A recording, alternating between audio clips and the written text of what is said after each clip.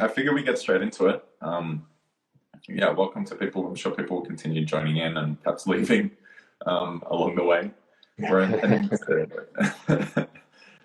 to spend probably 60 to 90 minutes. So we have a hard out at 10:30 our time. So we'll stick with that. Yeah. I guess just to introduce, we thought, we're in lockdown here in Canberra, as people who are in Canberra know. We haven't been able to see each other as often as we normally would, and of course we still can't.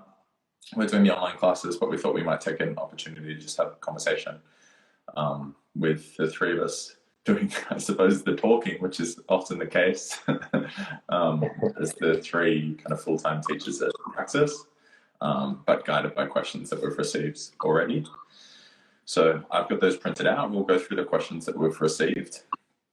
And I suppose questions along the way, if anyone has something that relates to something that we're discussing and wants to drop a question, to make a comment as a question, you can.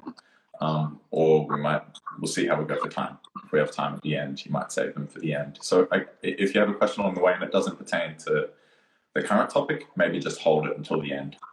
And if we end up having time for them, then we can ask those then. Does that sound good to you too? How's that sound? Yeah, good. Yeah, good. Well, thanks for taking the time, and thanks for people listening. Thanks to you too. I think we hook straight into it. I'll do my best to moderate, not something I've done before, but we'll work our way through the questions and see how we go. And I think, feel free to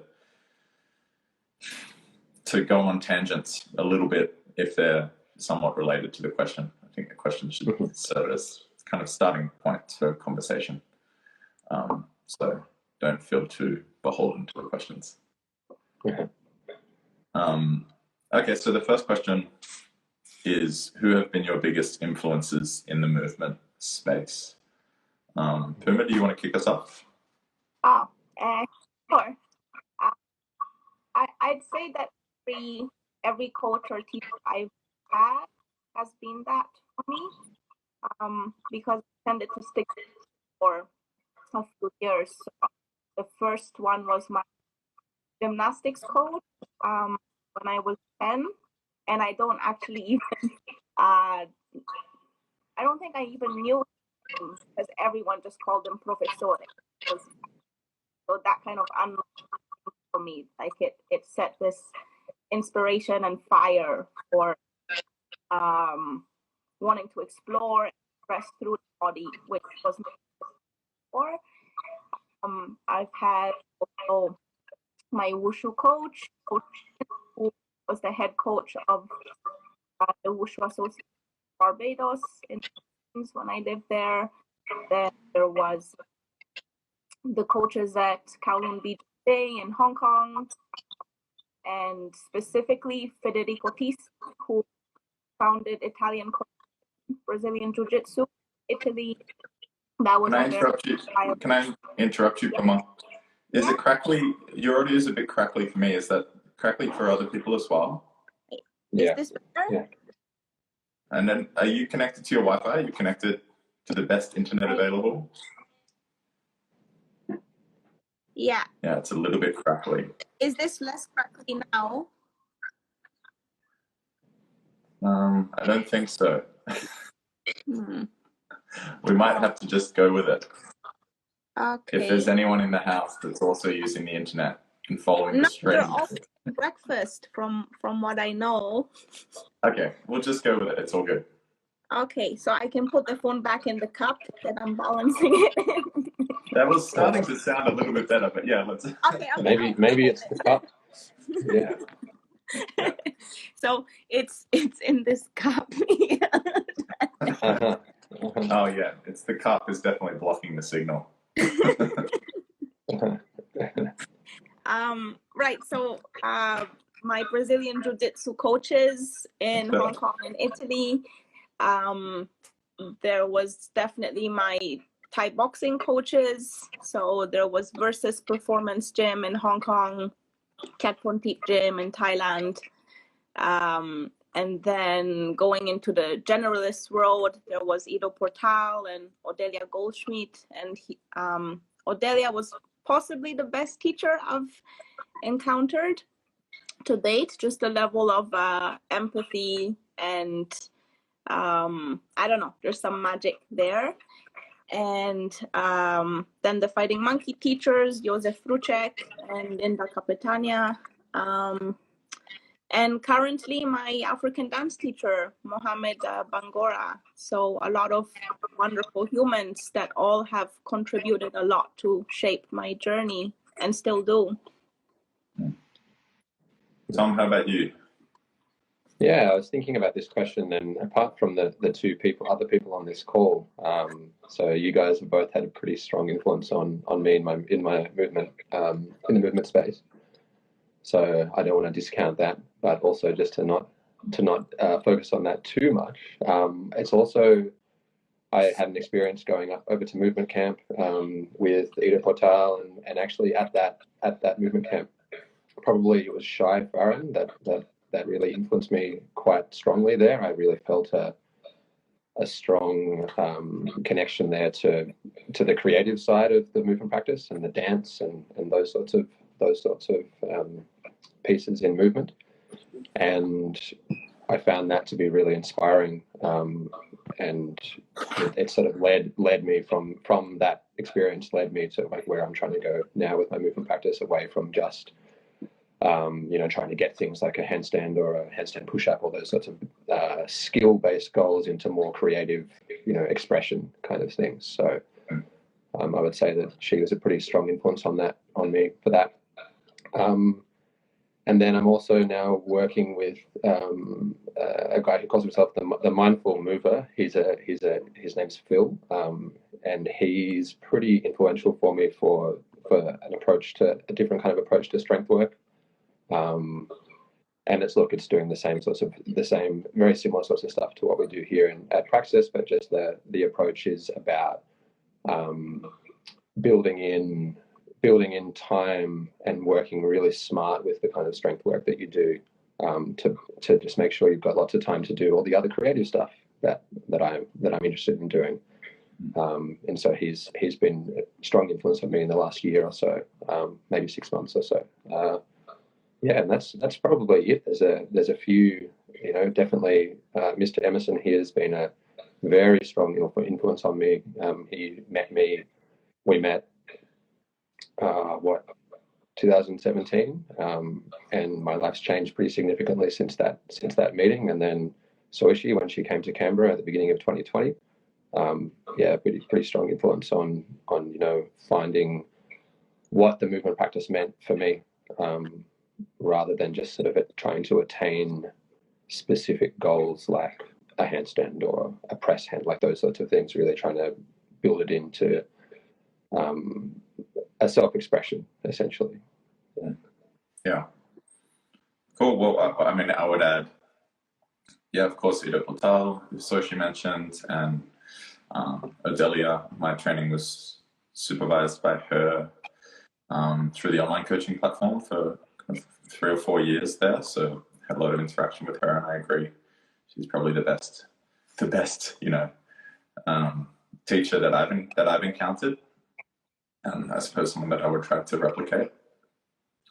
I think the reason for that is she seems to manage to sit somewhere in the middle in terms of hardness and softness, like to be able to push students at the same time as making it clear that she cares about them. And others have tended, in my experience, to fall too far to either of those extremes, which I think can be problematic.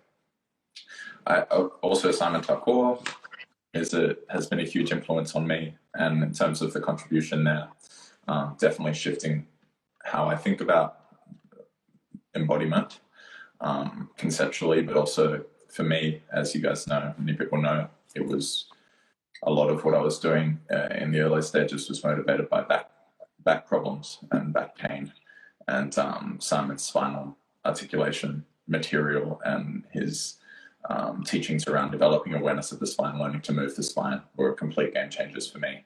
And also the framework that he's shared regarding how to think about rehabilitation and how to think about getting out of pain as not just a pure kind of mechanical process, but one where you're, I don't want to put words in his mouth, but one where you're really interacting with your nervous system and repatterning at that level, rather than just thinking of injuries as tissue damage that need to be repaired, like you might like how a mechanic might repair a car, right? So Simon had a huge influence on me, and I think if I hadn't started learning from Simon and implementing his material into my practice at the same time as doing the online coaching and movement camps and the many events I've been to with Ido's team and with Ido, I think I would have been in a far worse place, to be honest. I would have had probably more injuries rather than less. Putting all that extra strain on the system that already wasn't functioning optimally. So very thankful to Simon for that. And also the other name I would drop in there is Kit Lachlan, who I had, he and I are in touch from time to time, and I had done some of his online stuff early on before I got into Ido's stuff or into Simon's stuff before I met them, and he just started, his material and his perspectives helped me to begin to pay attention to the body. And to learn to relax, to learn how to intentionally relax, which is more important than being strong, because most of the time you're hopefully relaxed. Most of the time you're not doing strenuous things, theoretically, right? So if you don't actually know how to relax, and most of us don't, we have to learn, because we've developed a lot of tension or habits of holding tension without being aware of it. Kids' material is fantastic for just becoming aware of that, whether through stretching or through yoga nidra type of practices. So that's another big influence there, especially in the early stages. Let's keep going. So here's another question from, who's this one from? This was from Marcus. I won't say who they're all from, but we've had some good contributions. Do you like Marcus? What makes a good mover? Quite a broad one. Maybe Tom, you could start this now. Yeah, what makes a good mover? And I should say, we don't have to all answer every question. If we're just echoing what someone else said, then that's fine. But yeah, what do you think, Tom? Yeah, I was thinking this one really got me thinking about what it was hard to step outside my own experience about what I think when I think I'm moving well, or what makes me a good mover. And I think it's related to what I was talking about before, with this sort of ability to connect with a way of expressing yourself. And so, you might have a gymnast, for example, who has worked really hard on gymnastics and that sport and is able to express in that way, but they move very, very differently to someone who's, say, a breakdancer. And I think a good mover is someone who's found a way to express themselves, essentially, in whatever format that takes. And when we think about what Ido talks about, the generalist mover perspective, I think we sometimes can set aside some of these more specialist kinds of movers, and I know that Ido sometimes talks about those guys as being not good movers because they're so specialized, and I'm not sure if I agree with that. I think that whatever a human can do with this sort of very capable and adaptable bodies that we have, whatever a human can do to connect with something in the movement space and be able to express is what makes a good mover. So, anything to add? I would say, well, you're not going to be good in every domain. But to follow on from your point, you're not. But when we received this question and I was thinking about it, I think it's to be a good learner, because it's that ability to learn, and it's not even an ability so much as just a willingness and openness to learning, means that any field you go into, then you're able to adapt to that, whether we're talking about movement or we're not. And I think there are a few things there, like what is it to be a good learner? Because you can see that there's a tendency to not actually want to learn, surprisingly, and instead to simply want to perform the things you can already do. A story that's about Soisci, actually, when we first met at a workshop in Perth. I shared this, I don't remember where I shared it recently, but we were working on rotational bridges, and Soisci was one of the most, objectively competent movers in the room, and not a movement that she hadn't done before. It's something she was very familiar with, I'm sure. But Ido made a point, and it was obvious to anyone who was paying attention regardless, that she was trying to learn exactly how he was teaching it. Like, Soisci's way of approaching the movement, even though she had experience with it, was as if she didn't, right? And so her awareness was completely in the task of learning that specific movement in the way it was being taught.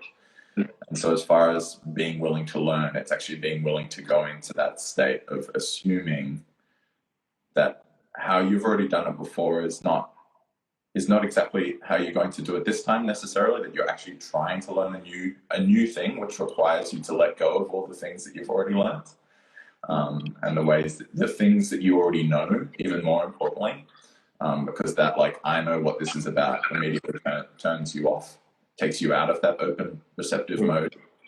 And then also being able to allocate attention, being able to put awareness. I think this is part of what makes a good mover, is someone who's able to shift their awareness as appropriate for the task at hand. So if we're doing working with a partner, am I just focusing entirely on myself, or do I have this capacity to actually broaden my awareness to include the partner in the dance, right? Or if we're doing a seated meditation person breath work, then I can really shift my awareness inward, this capacity to shift attention on demand almost. And definitely as a teacher, it's easier to work with people who have that kind of meta skill or willingness to, you want me to pay attention to this? Okay, I'll pay attention to that, and I'll pay attention to that, rather than I'll just pay attention to whatever I tend to pay attention to habitually. What do you think, Puma? Thank you for that lovely memory or souvenir of a memory from that workshop. Very lovely, very lovely of you. Yeah, I definitely agree with everything that's been said. Presence, expression, like, they're fundamental. If I think also of, like, let's say, good mover, and I think of like a high level athlete or dancer or artist, like anyone who's expressing through their body that has experience and is a good mover or high level mover, they have to be rhythmical and coordinated. It's actually impossible to not have a sense of rhythm and coordination to be a good mover, whether you're a football player, a break dancer, a gymnast, a martial artist. Those are essential. And very high level goes into improvisation, so moving as themselves. So that brings back the expressive part, finding their own unique blueprint, or not like everything ever done is completely original. That's impossible, but it's just really resonating with how they relate and express as a human being living in this world, expressed through movement, through the body. And good movers are also generally pretty awe-inspiring. Like, you see them and you're like, oh, like, that's beautiful. I don't even know what happened, but it's very, very nice. Or I would like to do that, or I just like to watch that. So those would be additional things to what you both have said. Yeah, I think probably people are thinking, oh, you're strong, you're mobile. Well, if you're going to reach that level of expression, then you will have to overcome limitations that might be there. So perhaps you have to get stronger, you have to get more mobile, but that's not what makes a good mover, because you'd be incredibly strong, incredibly mobile, and not move well at all. Yeah. And you're right, Prima, like the coordination, the rhythm, well, that's the expression of those attributes in the appropriate time, through the whole body in one moment. And you can see a lot of people who are very strong who are completely disconnected. So they're only able to express with one part of the body at a time. And to echo your point, every time I watch what did you say? Like a bicep.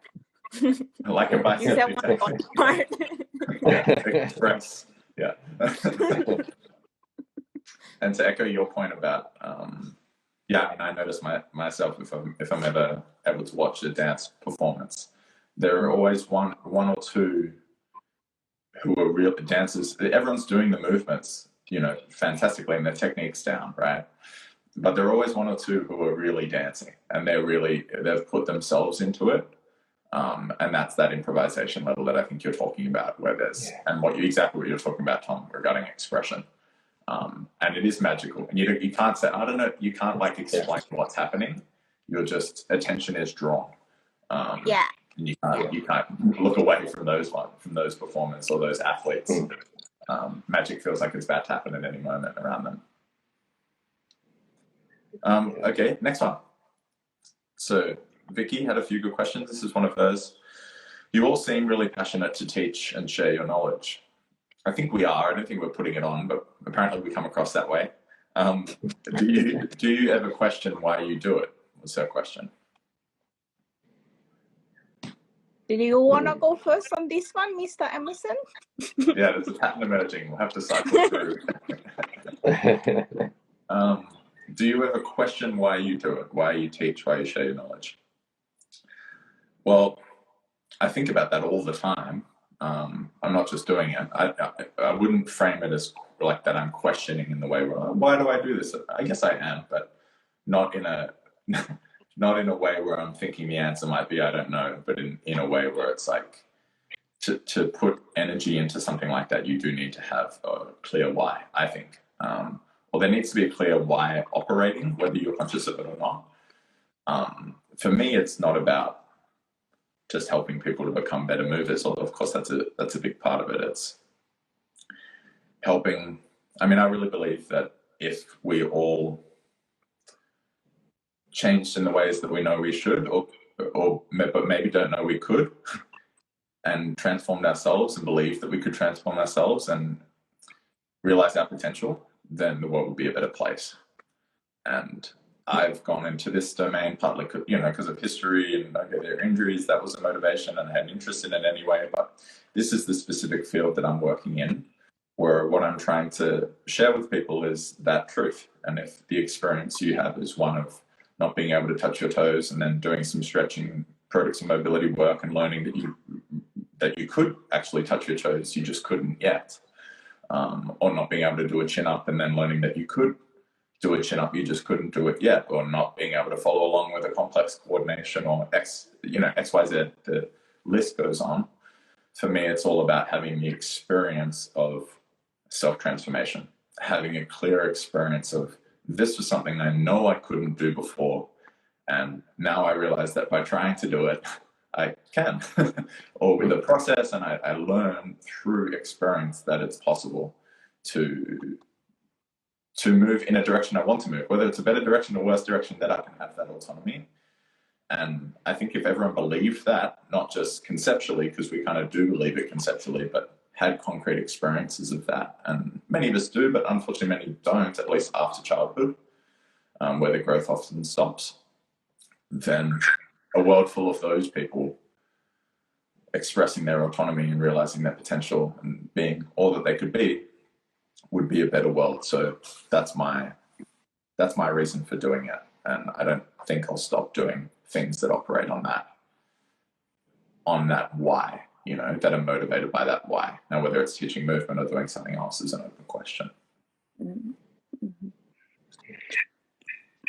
Yeah, and to build on that, Tom, I think that for me, I have a similar sort of why, in that I feel that if we're all able to express in that way that you described so eloquently there, and be connected to that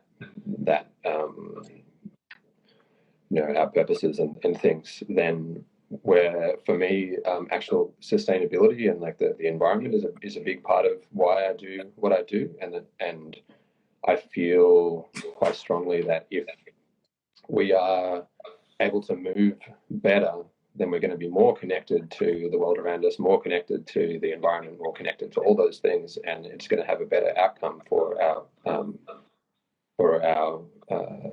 you know, for our impact on the planet and impact on, you know, for the future generations and all of those things. And it's a big part of why I do what I do.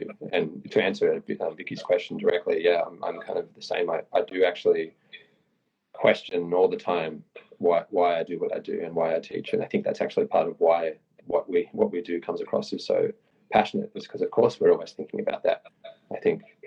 And, you know, not thinking about it from the perspective of oh, maybe I shouldn't do this. That's not really you know, really in there. I don't think. It's more just like we're constantly thinking about, what am I doing? Why am I doing this? What's it for?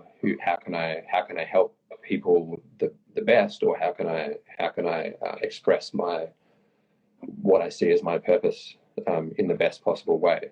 And I think, you know, that's where the passion that people are observing comes from, I think. So yeah, before go on. Handing over to Puma, so I think about the same thing with the environment. You know, how could we be connected to nature while being disconnected from our nature? It's not possible.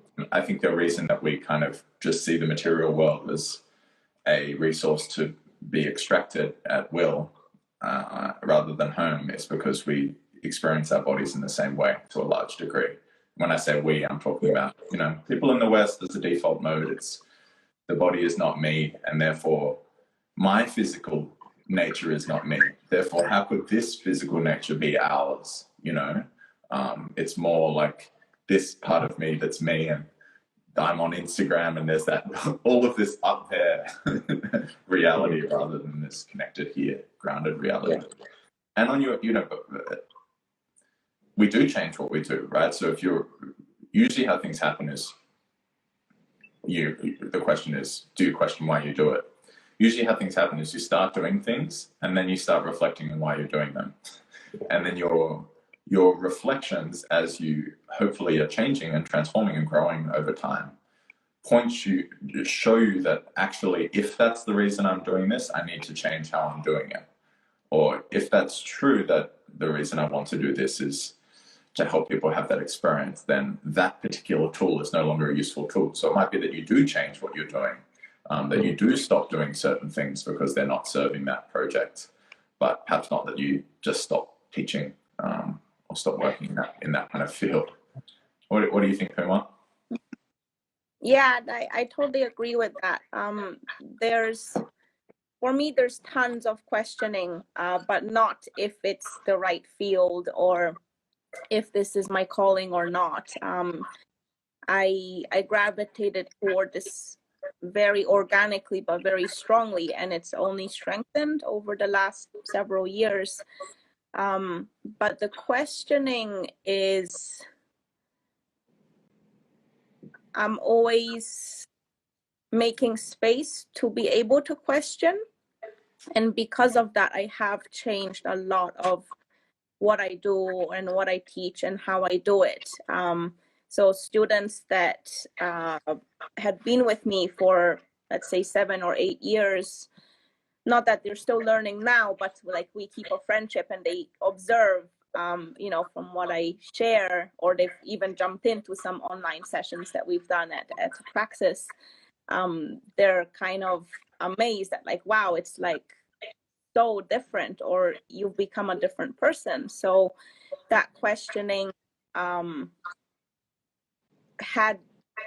say there were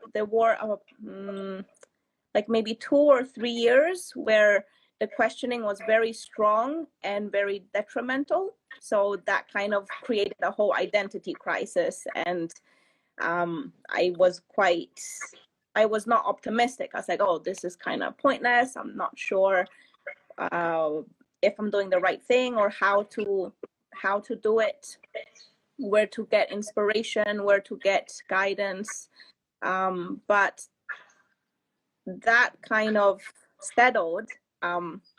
And I'd say that I have a deeper love for it now. And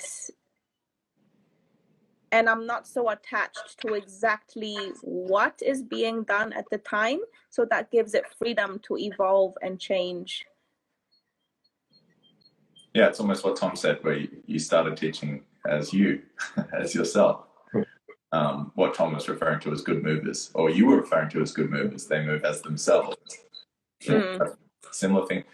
What would you say, Puma, that was there to get to that place, do you think there was a lack of awareness in the preceding years that on reflection where you go, how did I end up getting so suddenly being so disconnected from what I was doing or teaching? What do you think made that possible? I feel it was absolutely necessary. So it was like you can call karmic even. It had to happen that way. I think what drew me to dedicating like all my time and energy and passion to studying movement or learning movement was coming from both a place of lack and a place of love. But the place of lack was very strong. So I, like a lot of people, I began, like I wanted to become good at something or to be part of a community or to be acknowledged for something. So that was the lacking side. So, which is funny, I was already like, I had a world title bout in another sport, but internally there was still that feeling of lack, like not enough.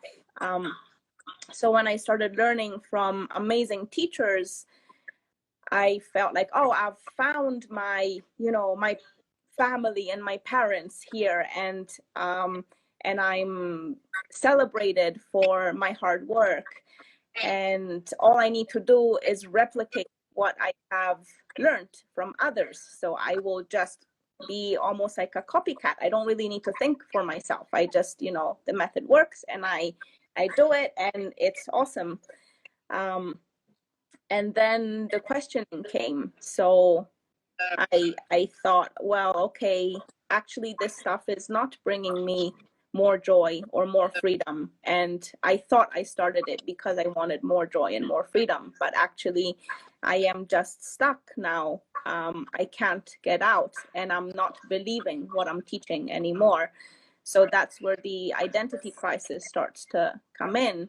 And I really see it as a huge blessing, because I would not go back or exchange it for anything else. So for a couple of years, it was really rough, and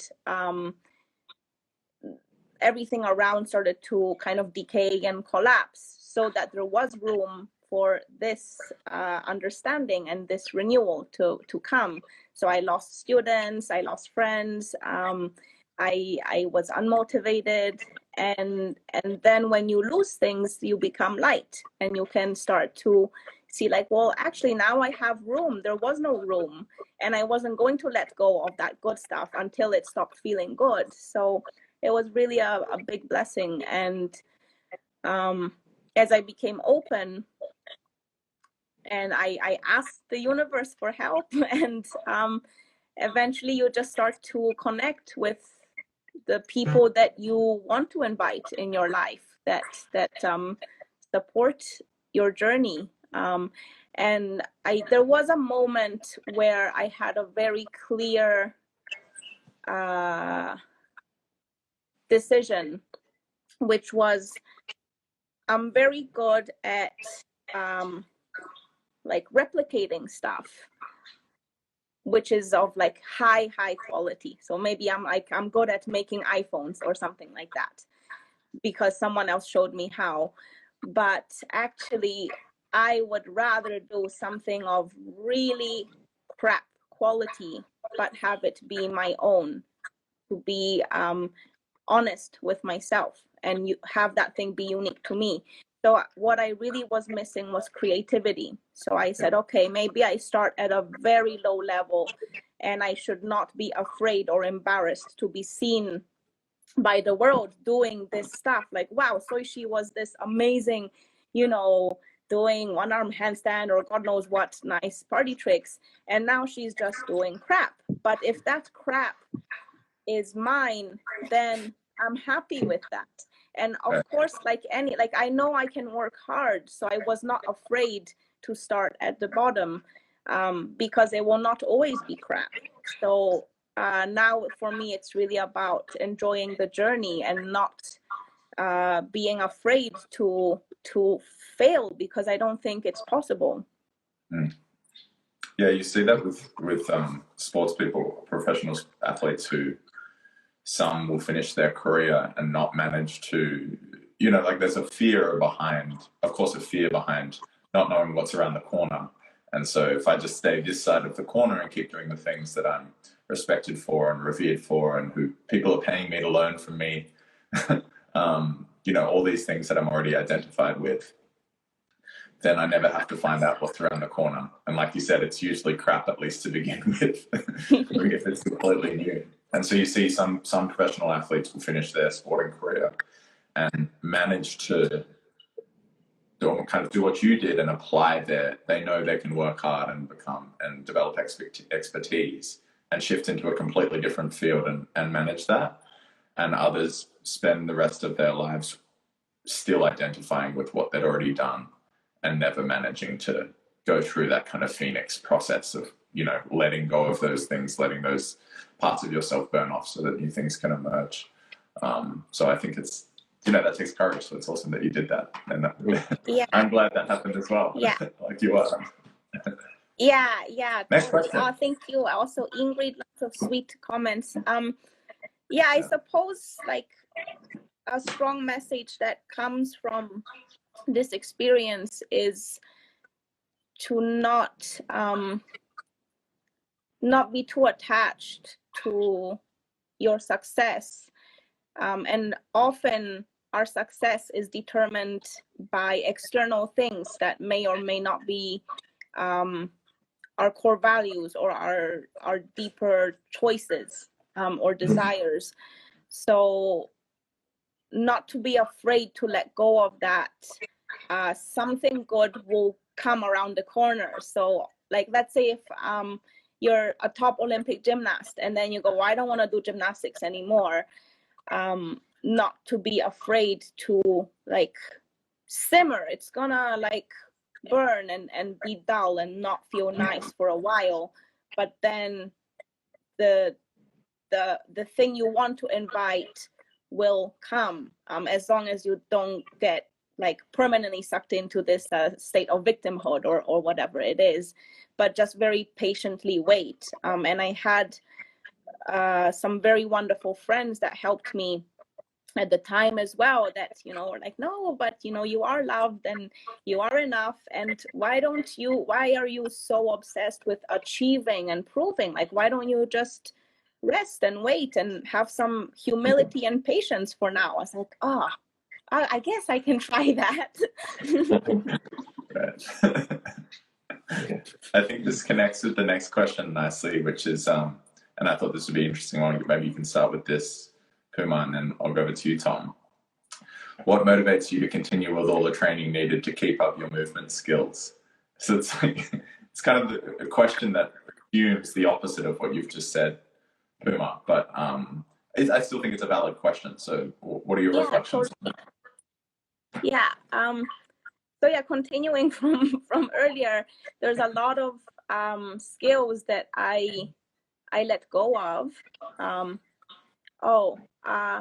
If I shouldn't get cut off, I think, but I set a timer for how long I allow myself to use Instagram each day, and it's coming to an end. But it should not throw me out. I can ignore it. Okay. I do the same thing.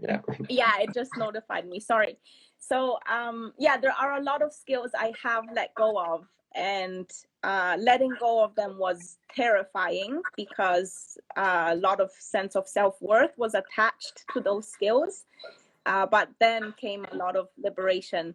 But with that being said, I also maintain or at least check in that I'm still at a reasonable level to teach them, because we teach a lot of things at Praxis, and I still practice some of them, but others are no longer in my scope of interest or what I'm passionate about. So when I practice for that, it is a kind of love I feel towards the students, because I see how positive it is for them to do it, that I'm like, okay, so it's maybe like on a scale of 1 to 10, this ranks like 7. So I don't dislike it, but it's not super interesting.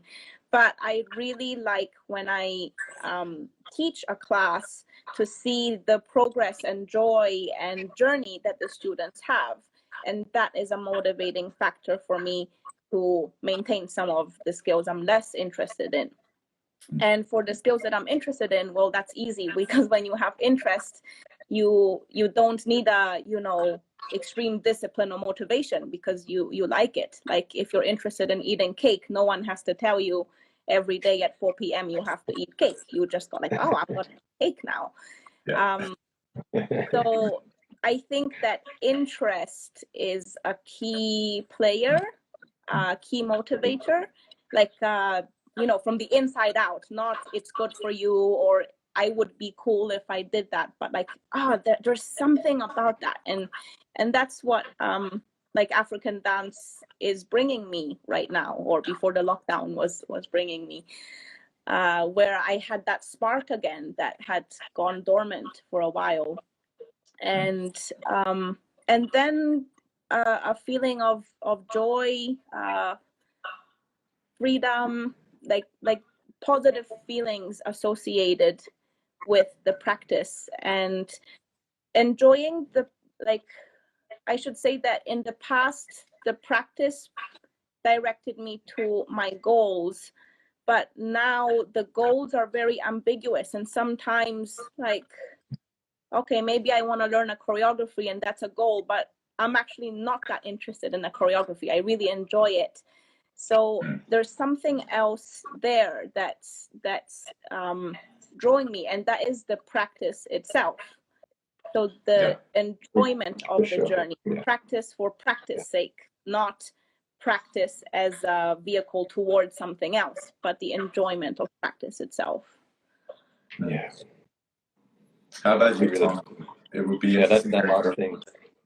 Sorry. Well, that last thing you said, Puma, is a really big one. I was thinking about, I've got on, in terms of my physical training, I've got on my list, just for example, a 10-second one-arm handstand. And if I think about that, like why that's on that list, it's not really because I want to be able to do a 10-second one-arm handstand. Like, I know that might seem silly, but it's more because I know that the journey, the path, the all of those, potentially many years of practice along the way, like that's the thing that I'm looking for there. Like I know that process that's interesting to me. And it's actually been like that. That's really what motivates me throughout for all of my movement stuff. Is it's like I'm just really interested in what I can learn from the practice itself. And then, like, I really want to echo what Soisci was saying about the joy that students get. Like, definitely for things that I'm less interested in, being able to teach those things and have students experience, the changes that learning those things might bring in their bodies, or the freedom or the creativity or all of those sorts of things. Like that really motivates me to learn more of those other pieces of the practice that perhaps I'm less interested by. But it's really, for me, it's just this curiosity and interest in the body, and also going back to what Tom Emerson was talking about before, where it's actually this interest in the process of, I can't do this thing, but if I practice for a while, then maybe I can change it so that I now can do this thing. And like I find that process and the fact that it continues to happen over and over and over and over again to be fascinating. And so to be able to actually direct that a little bit, and direct that and choose some of those things, all the while I'm sure there's many of those things that I'm not directing and are happening, without me choosing them at all along the way. But like that's really what motivates me, is to always have things like that are in my life, that are in my practice, that I'm trying to kind of curiously pick apart and dig into and find out more about. That's it really. It's the curiousness.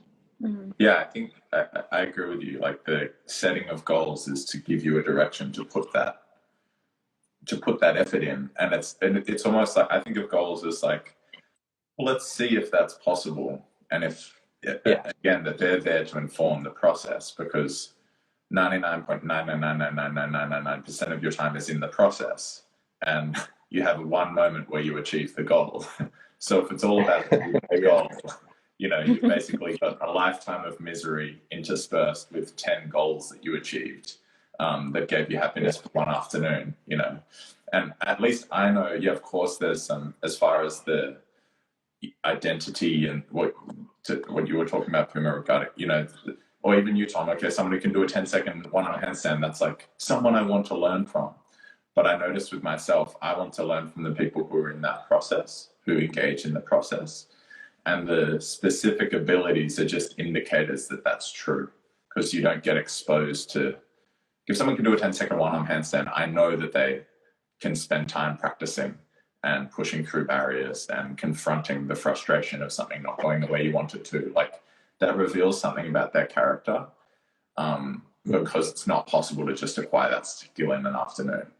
It takes years of practice, unless you're incredibly talented, in which case I'm less impressed, because like, you didn't have to go through that process, right? So it's more an indicator. Again, I spoke about this in a chat with some of the practitioners recently, like identifying not with the skills you've developed or the skills you hope to develop or the goals you might achieve or won't achieve, but identifying yourself with that thing that goes through a process, with that curious creature that's kind of like peeking around the corner and seeing what might be next. And I think they're the people that we're drawn to. They're definitely the people that I'm drawn to. And it comes back to the good mover question. A curious mover is maybe a good mover, or a curious person is the person that I would try my best to be.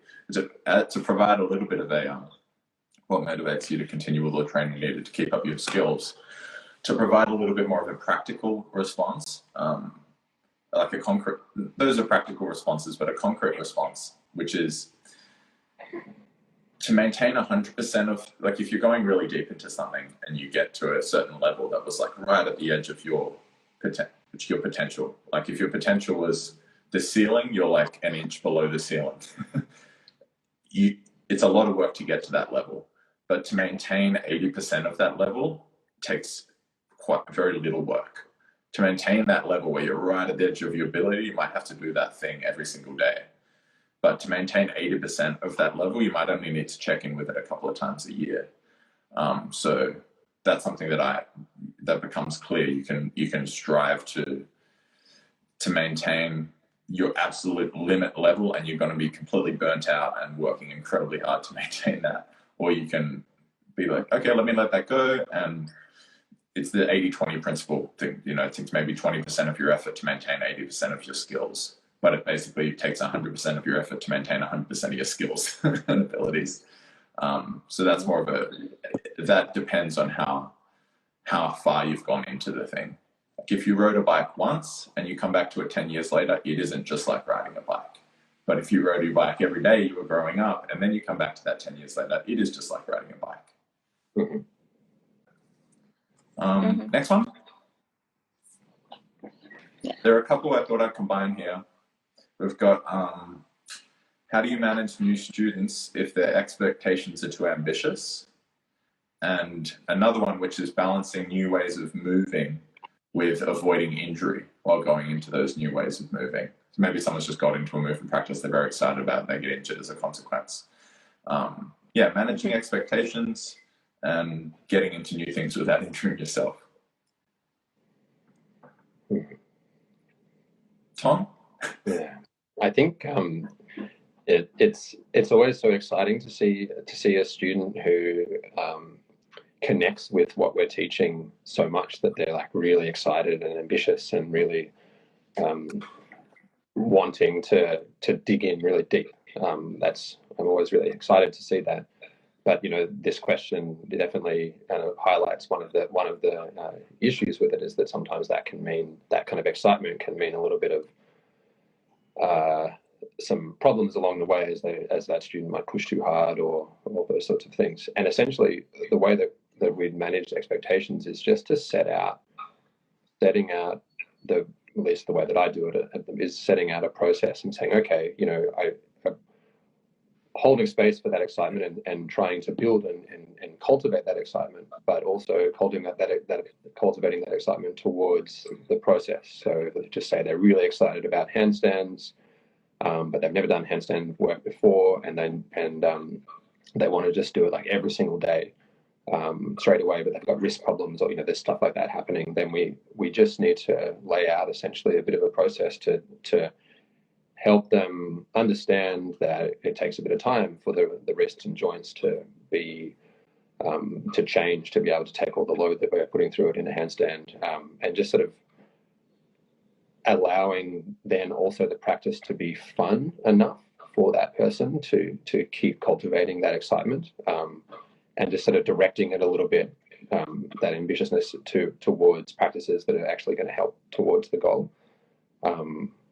And look, sometimes that works super well, and other times, the ambitiousness is so large and so big that people do end up having some issues along the way.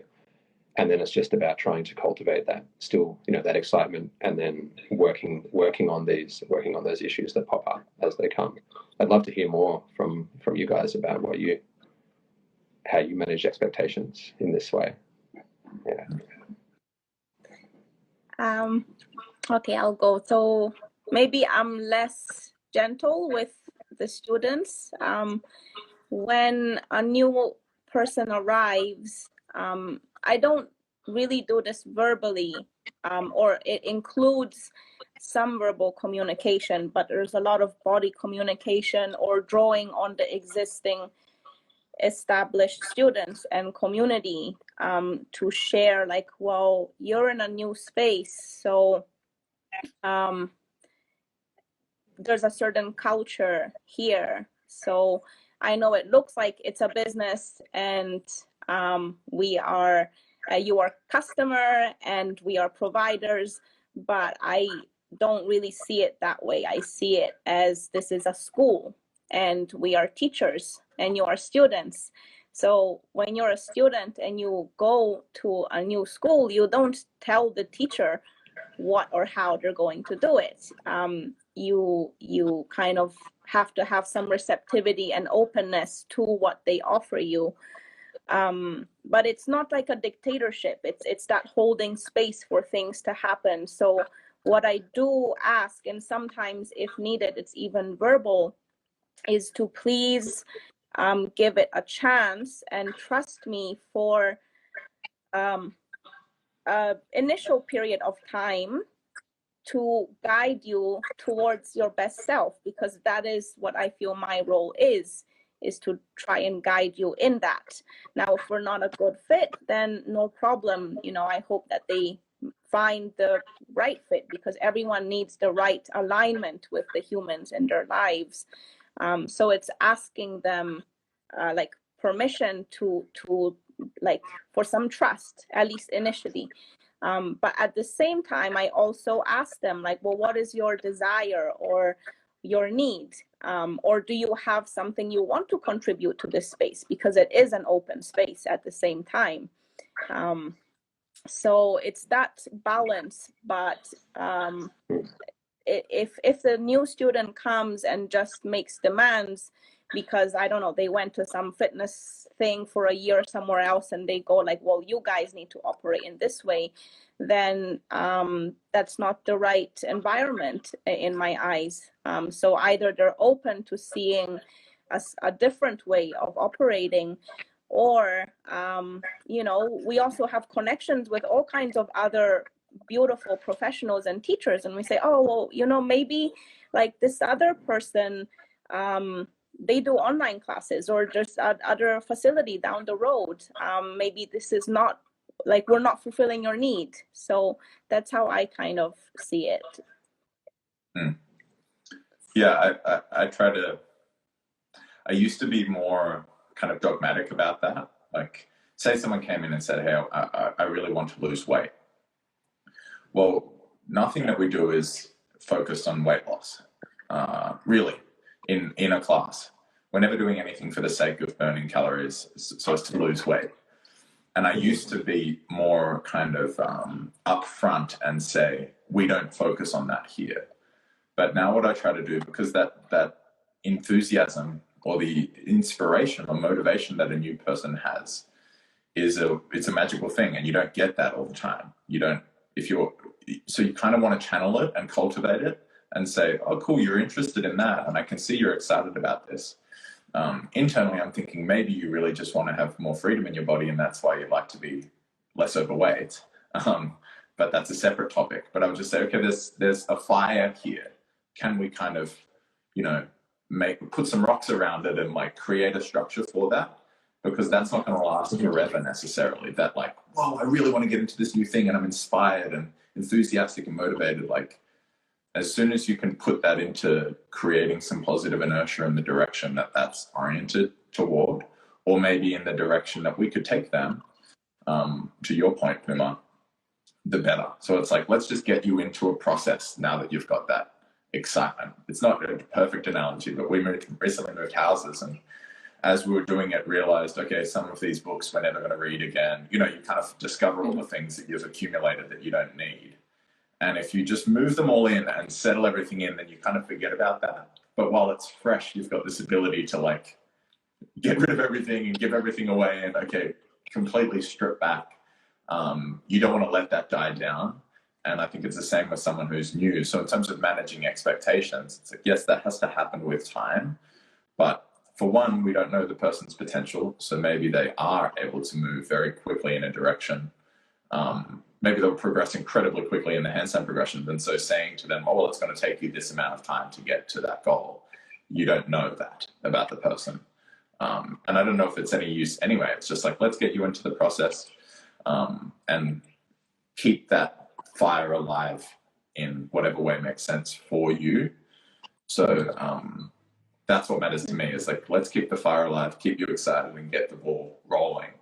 And the direction it's rolling in will be determined by what we offer, but also partly determined by maybe you don't have an interest in trying Puma's wacky movement practice class and you just want to get front splits. And I go, okay, well, let's do mobility class and you'll see some improvements there. And it's like I said before, as soon as that person has like what we want to give them is improvement, not necessarily the specific thing that I want to give them or they want to receive. So it's just about having that initial spark, maintain and seeing some improvement, seeing some progress. And I totally agree with you regarding, yeah. If it doesn't I just want to add that I was referring to expectations that in the moment I feel would be a bit unreasonable. So let's say if I am a boxing coach in a gym and someone goes, oh, well, I want to be in the UFC 1 year later, then, you actually get crazy stuff like that all the time. Or like you're saying, oh, I just want to do like F45 style. It's like, well, try this and we will try to like help you move towards that best self, whatever that looks like. So it's not like mold you into my process, but like provide that platform guiding you. And then if the progress is there, like you say, that excitement feeds into itself, the person like has that, but it's not always, I don't think that what I do is good for every human being in the planet. And that's why there's so many teachers and schools at the same time. And that's the distinction between, in our industry, if you're in the education industry, which we are, like I don't think we're in just the training, like the workout industry, but we're trying to educate, then the customer isn't always right. If the customer's right, then they should be educating you. What's to learn if you're right? So that's just not the case. And the idea that should be the case everywhere. I mean, if I'm paying to learn from someone, I don't want to be right. I don't want to be right as the customer. I want them to say, well, this is how we go about the thing that you're interested in. And as if you're really a student who's genuinely interested in learning, it's what you said, Puma. It's like you're not trying to get that outcome that you set out to achieve. You just, I saw these things that were exciting online or wherever, and can you share some of that with me? Like, well, here's what we do here, and let's go through that. It's not so much this transactional thing of like, I want this, I'm going to pay you, you give me that, it's right. Yeah. It's, it's coming in and being part of that learning process that we hold space for, Totally. And that's, so Marcus put a comment. Sorry, Prima. Wait, I wanted to add also for us teachers having the honesty and humility to say when we don't know something or unable to do something at the same time. So there's no pretense. Exactly. Yeah. It helps to know what you do have some degree of expertise in and what you are doing, so that you can then say, well, that's not what we do. The problem is if you're kind of teaching and actually you don't know what you're doing at all, then you kind of have to try to do everything and cater to everyone, because there's actually no central core or set of values that you're operating from. You're just molding to whatever shows up. How we balance the time? Part of that question was how to avoid injuries as someone who's starting a new practice. And I mean, I would say listen to the signals in the body, and that's what a new practice is giving you. Is like, here are these signals. You're sore in these parts of your body from yesterday. Move slowly, pay close attention. Some people can go into something new and just like dive into it and not get injured. And others will get injured every time they try something new, seemingly. So I think the answer, at least my answer to that question is, it's on you. You need to cultivate the awareness and develop an understanding of your body, and no other expert, so-called expert, and no one can become an expert on your body except for you, other than you. You can get other people's advice and input, but again, we don't know everyone's background and we don't know everyone's potential. And even if we do know someone's background, they might just respond very differently to someone else. So I think what that's about is balancing that excitement for something new with not getting injured. Is about you cultivating a stronger, a more refined kind of sensitivity to your own system. Would you add anything there, either of you? Do you agree, disagree, or? No, I don't think so. I think that's probably how I'd approach that. That's how I think about that as well, honestly. Yeah, I also agree. And like one area that I do think is very important and put quite a bit of emphasis on is to spend time checking in at the start of each practice. So let's say we do what we call a warm-up, rather than daydreaming or waiting to do the real thing while you're doing the pointless movements. It's actually really, really paying attention, connecting, like being embodied and connecting with what's going on, so that you know how to manage what you have in this moment, because not just our like internal structure, like inner workings, our bodies are changing all the time. One morning maybe your left hip struggles with internal rotation, the next day your right shoulder has something else. So actually being patient and present and really paying attention, like you say, that's very important. And that's a part that like you said, Emerson, the student has to choose and decide to do, because you can say it as much as you like, but you can't control how someone is feeling or processing things internally. We can just point at things, and actually that's what I think teachers only can do. You can just point things. You can't force feed anyone anything. No. Yeah, I agree. Okay. Marcus put a question in the comments, which is, what is the Praxis culture? Which I guess relates to what we were talking about there a little bit. Maybe we can try to respond to that and then go on to the next question, which is about lockdown specifically. I mean, it does touch on what we were just talking about. I think I can give what I think the kind of primary features are, and then I'd be interested to hear what you guys think as well. For me, it's a place where hierarchy based on skill doesn't really exist. I mean, of course, some people are more advanced than others. The culture, though, is not about that, and I think for people before they come, when they're afraid of coming, which is very common for newcomers. It's very common if you're new to anything. They're afraid that there's going to be a very strong hierarchy of, there's that group of people who can do these certain skills, and there are all the plebs who can't do them yet, and they're basically trying to become like that group over there. And what you discover is that's not the case, because the whole premise is trying to do things you can't yet do, and embracing that, the beginner mindset, you know, the vulnerability that you feel when you're attempting something new that usually keeps people from attempting it.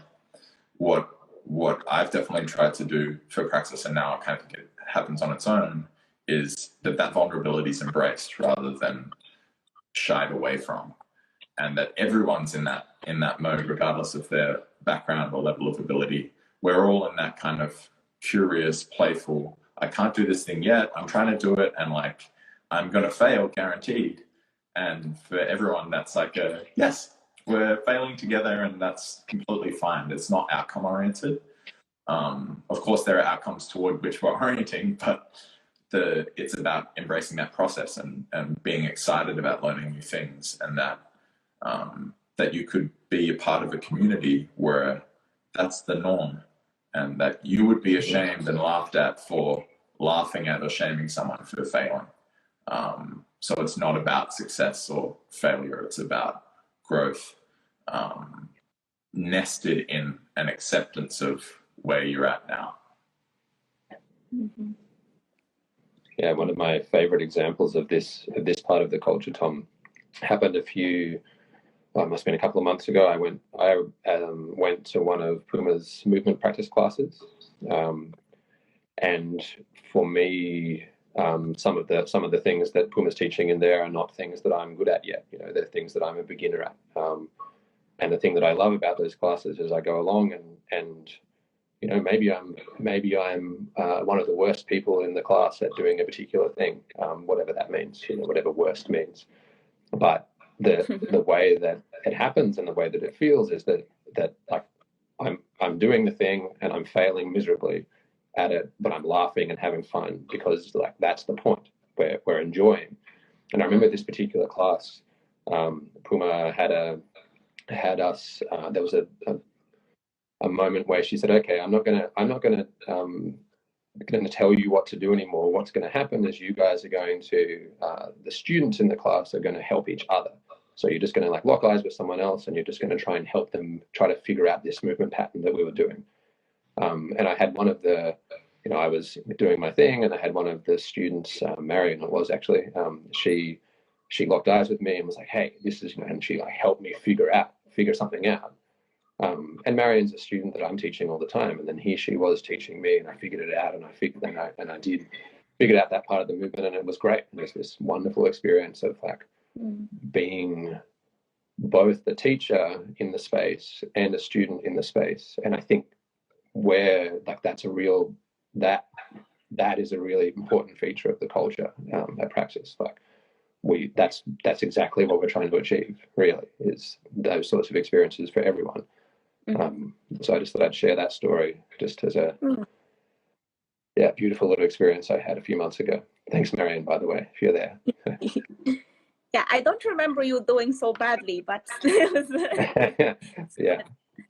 You didn't put a cross in your little black book. Tom didn't do well today. These students sucks. Yeah.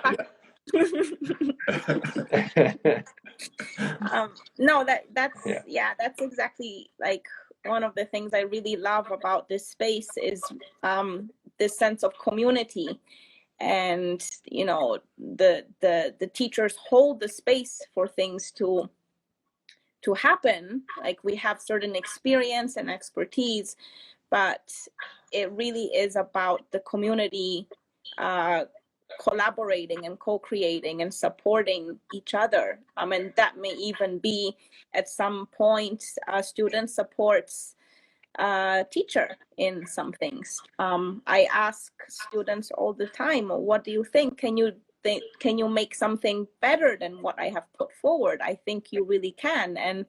And we have such a large group of diverse, highly intelligent, amazing people. Of course, someone who's an engineer or a mathematics PhD or an architect or a dancer can, from their field of expertise, draw something more and share it into this pool where we all drink out of, and that's really amazing. So the community is a huge part. During lockdown also, we have a lot of like small groups or also overall larger groups supporting each other, checking in like, hey, how are you doing? It's not just about exercising together, it's that deeper support and connection, that human level that's there, and that is more important, I think, than a lot of these achievements or whatever that we're working towards together.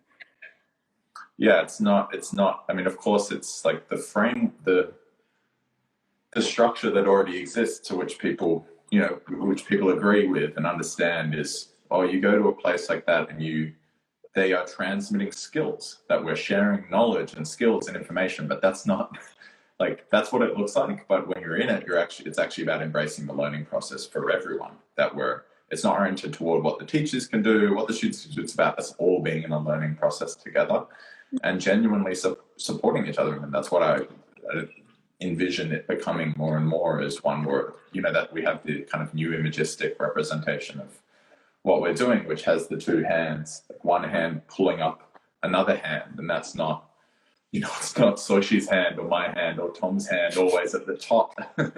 It's just the idea that we can pull each other up, that we can pull each other up. I mean, that's community, right?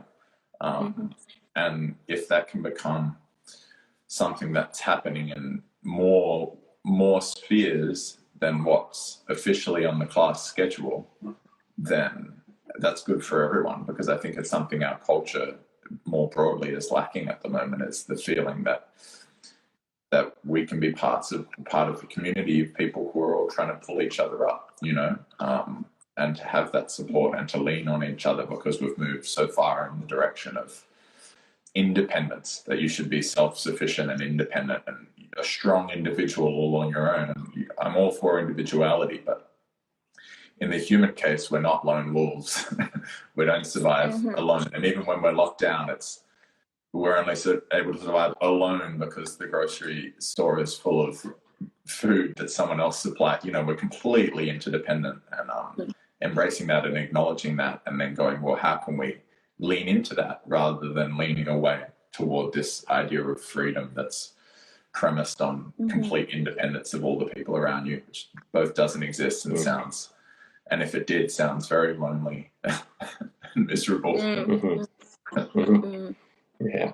Oh, one other, I think, pretty important thing I'd like to add, especially for our times now, and being in Canberra, which is like Australia's political center, is when people step foot in Praxis, they're not like, you do this job or you have that political view, or none of that is there. We're just there as human beings, being present, supporting each other, learning together, and that is fundamental.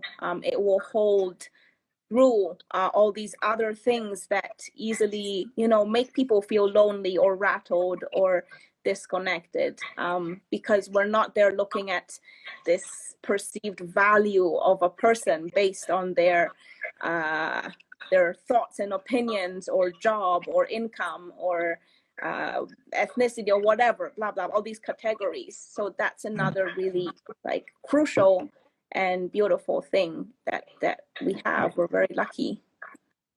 I think so too. I've always wanted for me in the beginning, it was selfish almost, as I wanted to have a space that felt like home, that wasn't my house. right? Where you step into the space and you don't have to pretend to be something, or you don't have to, you can just be yourself actually. And exactly what you're saying is people are different. So you're going to get some differences, and everyone's got their own kind of idiosyncrasies. But I think that's what often people will feel uncomfortable with when they first come in, is, oh my God, these people are all being themselves. And, you know, maybe it's a superficial example, but sometimes I will see people come in for their first class kind of dressed up and, you know, made up, and they're looking really good. And their next class, they're just themselves. Like that, you know, mascara, the mask is taken off. And it's like, well, I can just be myself here. I can just feel like I'm at home. Maybe we could feel that way all the time, you know. That's what and like I said in the beginning, it was kind of just for me, but I wanted to feel that way for as much of the day as possible. And broadening the project and broadening the community has been about how can we make it feel that way for everyone. And it's exactly that. None of those other differentiators matter. We're all human and struggling through this experience of being human together. And so why can't we just embrace that and accept it and pretend and stop pretending it's not the case? Like that I know everything and da da da da, you know. On the times we're in topic, Ben had asked, how have your respective, so it's a bit of a longer one, but you know, it's about the lockdown. So where the studio is currently closed in Canberra, so we're locked down, so to speak. He asked, how have your respective practices changed during lockdown? What are you currently working on? Have there been benefits of practicing during lockdown with the limitations it brings? Have certain habits or tendencies revealed themselves? What have you learned about yourself that you might not have if lockdown didn't occur? So what's been the effect of lockdown on you as a kind of practitioner and you individually is the gist of the question. Tom, do you want to start that one? Yeah. So, I mean, this is not the first lockdown we've been through. Although, you know, of course, other cities in Australia and other places around the world have had it a lot more intensely than we have here in Canberra. But definitely, my experience of lockdowns has been really highlighting the need for that check-in that Soisci was talking about before, highlighting the need for paying attention to how the body is feeling and how the mind is and emotions and all those things, and having that be part of the practice. And I think, you know, after the experiences of 2020, when that was, you know, the lockdown was a bit longer here in Canberra in that time, and, you know, hopefully longer, and that connection that I had and the ability, the practice that I got during that time of checking in and really noticing how I was before getting involved in, you know, hectic strength work or something that was going to distract me from how bad I was feeling. I brought that into my practice in a much bigger way, and I think I really learned a lot about how to approach sustainability in practice while because of lockdown and because of that what I learned about having to check in, and like that's probably a really big one for me. This current lockdown, I've been working on, just to answer what have you been working on? Been working on a lot of, especially these sunny days we've been having a little bit, working on floor work stuff. Tanning. Sorry? On tanning. And tanning, yeah, definitely been a little bit of tanning. But yeah, spending lots of time in the sun doing, you know, bridges and QDRs and just like playing around. I've got a dog here. I've been playing capoeira with the dog. It's been quite fun, just sort of getting into that playfulness aspect of the practice. And it's really having that ability or doing that outside at the house, and has been super fun, and finding that a playfulness that, of course, we do get that playfulness definitely in Praxis from other people, and we like play around with other people, but having to find that playfulness space on my own, or in this case with the dog, you know, that's a useful tool, I suppose. I shouldn't describe the dog as a tool, should I? But yeah, like finding ways to find that playfulness on my own to some extent without the community there to help me has been an interesting experience, and I think I've gone a little bit deeper actually into my ability to play with the movement practice. So I'm looking forward to bringing that back into the community, into the space, and seeing what that brings. Yeah, there's a lot to this question. There's habits and tendencies. I think I'm going to leave it there. Actually, I'm curious. We've only got a little bit of time left, and I'm curious to hear what you guys have to say about this. How about you, Pim? I know you've started. I know you've been working in your tan as well. Working what? On your tan. Oh, yeah, something like that. Yeah, I have been doing more, like trying to work close to the midday section, a bit before or after. So that's been a very restorative time for me. So I like lockdown was quite timely and favorable for me personally, because I was feeling absolutely like burnt out and kind of needing more of that check-in and self-cultivating practices and rest and nourishment. So really trying to make absolutely the most of it in restructuring my daily schedule, looking after myself, cleaning home as a physical practice as well. So like I don't see practice as just if I'm doing, I don't know, like hip work or like, I don't know, dancing. Practice is all the time. So there's training and there's practice. So for training, a lot of form work, little bit of dancing.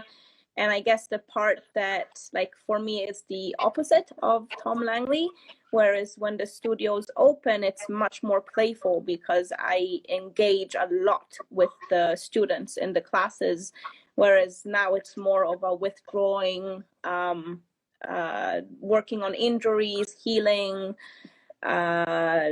connecting with, like, slowing down and connecting with the nature and the seasonal changes, and it feels really, really good. And I'm also learning a little bit more about biomechanics through David Gray's program, which I think you're also enjoying, Emerson. Like, yeah, just so polishing up on my knowledge. I recently got like a few injuries, and I always see them as blessings because they make me a better teacher. They help me to understand the body better, and again, they force me that patience and humility rather than I'm gonna achieve this. How dare you slow me down? It's like, oh, great. Now I can empathize when someone else has a pain in this area. And these things work better. Those things tend not to work as well. So yeah, that's been kind of that, and making sure that each day there's space for creative exploration or outlet. But that again may not necessarily be in a form of exercise. It could be journaling, doing a lot of walking in the bush. Yeah, very soft stuff, really. And a lot of cooking. Cooking's my second practice or parallel to physical movement practice. Cool. Yeah, for me, the main change, the main effect of the lockdown is that the kind of structure of the day is different, where I'm not, usually say I'm going to teach for 2.5 hours in the evening. I want to do a good job of that, so I will conserve energy in order to be able to do that. And now that the structure is gone, and I'm pretty much, I would do the work that I have to do, working with the practitioners and so on. The computer work can kind of be done at any time of the day, and the training practice, that I can do that at any time of the day. It's just been like a softening of the structure and not keeping track of the time, which is like an amazing thing to be able to do. Such a treat, actually, to not not know what the time is most of the time, where usually it's the opposite because I have things to get to at certain times. Like I've got to open the studio back up again and teach in the evening or teach in the morning. And so for me, that's been allowed me to be, let's say, a little bit more intuitive, flexible with, oh, I'm really enjoying this strength session. I'm going to draw it out by another hour because I don't want to stop. Whereas normally I would say, no, I have to go and do this, and then I have to conserve energy for this evening, or today I don't feel like doing any physical practice. I'm just going to go for a long walk, and then I'll do more tomorrow. So kind of fluctuating more day to day with that, enjoying that lack of structure. So I'm hoping to be able to, I'll see how I go with incorporating that when we return to having to keep track of the time. Things I'm working on are, basic strength work, like Kuma said. I've been doing David Gray's Lower Body Basics program too, which has been great. And I thought I'd do some kind of basics in terms of strength in general, which has been really nice. Balancing work as well, hand balancing and like foot balancing, rail balancing, which has been nice because that generally doesn't go so well when you're thinking a lot, if you're distracted. And because of the situation, I spend my time, I have noticed myself thinking a lot about what's going on and my thoughts about what's going on and, my opinions and what might happen, and like having balance, spending time trying to balance every day has been great for turning that off, because if you've still got that going and you're trying to balance it on something or in a way that's near your limit, then you would just fall. So you get immediate feedback from reality that you're distracted. Whereas strength work, you can think about all that stuff and just pushing through anyway. But for me, aside from that, the lockdown has not had a huge impact, because I've spent, prior to when I started teaching and now spending more and more time with those around us in the community, I spent a lot of time in solitude, working, training, reading, studying, so spending time alone is not new to me. It's not new to me. I know you've got we're almost at 10:30. So maybe we can have a real quick final question, which... Jakub asked something very important. Yes. Yeah. Yeah. Who has longer hair? I don't know. I think it's probably Langley. It's pretty long. Where does it come down to? Straighten Emerson's as well, because his is off. It's quite like... His is real curly. It doesn't reach my very nipples. long, Tom. I think mine maybe this, and then the two of Mine you. does, yeah. Nipple length, is it? Yeah. Just. Emerson, Tom, do you check? Tom, you're known for having very high nipples. Front, the back. You've got very high nipples, Tom, so... I didn't know you knew that about me. Yeah. You didn't know that about yourself. I think it's Tom. I think it's Mr. Langley. No, part of my identity. I walk into a I room. mean, like after. I haven't had my hair cut since February. So.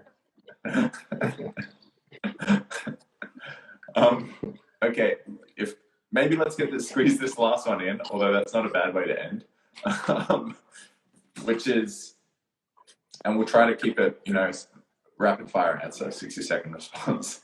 Okay. If you could change one thing about the West to enhance people's ability to move, be healthy, or improve overall well-being, what would it be? If you could change one thing about the world, what would it be?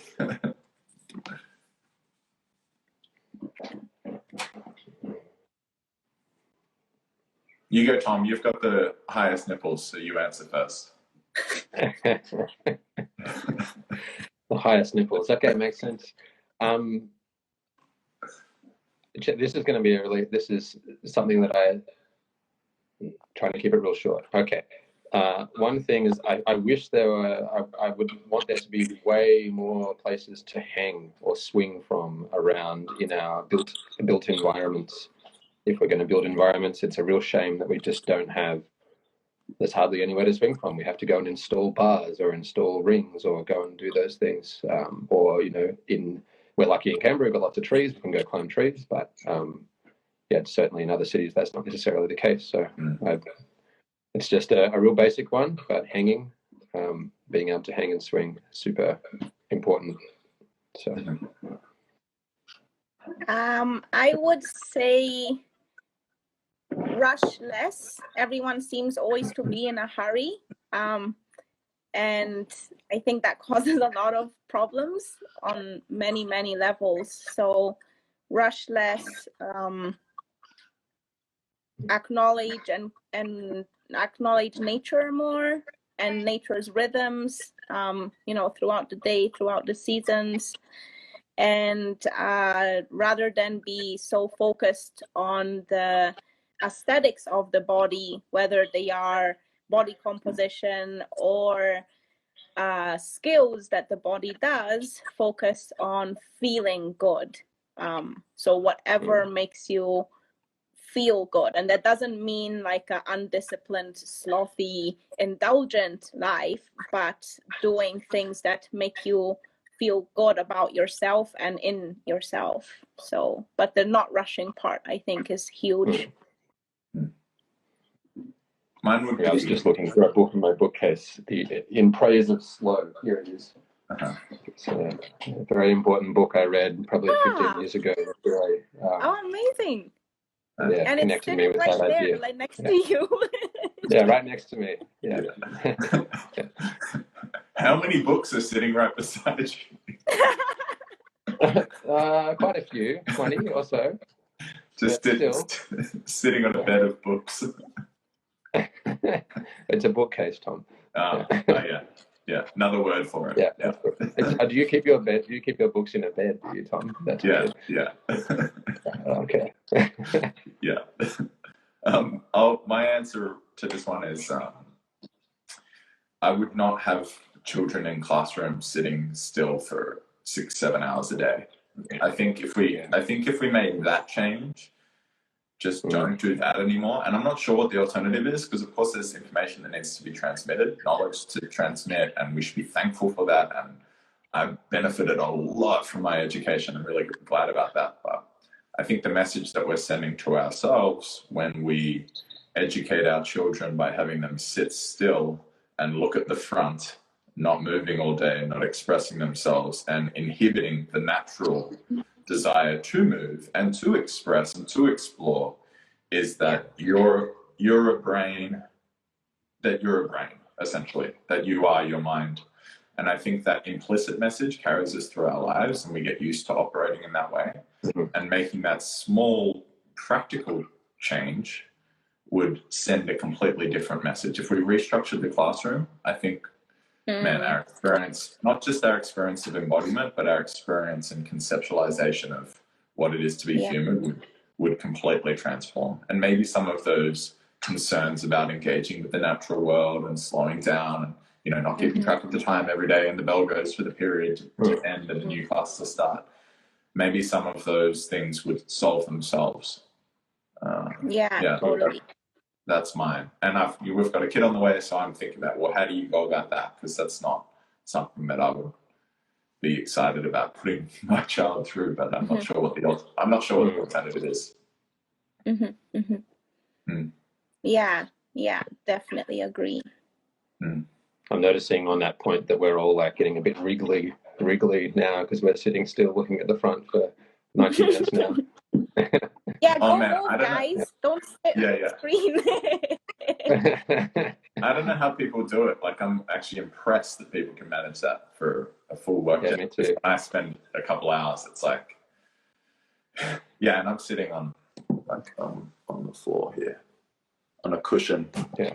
So I am able to move to some extent. But all right, I think we should leave it there, because Puma, you've got to rush off really, really quickly. Yes. Thank you all so much, everyone, for coming. It's can really feel the love and your presence. So really beautiful. Thank you. Yeah, thanks for taking the time to engage, and thanks for putting questions in and chucking the comments in, and the little love hearts that pop up. They're quite they're quite nice, reassuring. Oh yeah, okay. Oh, so many. Very many now. Sorry we didn't get to all the questions as well.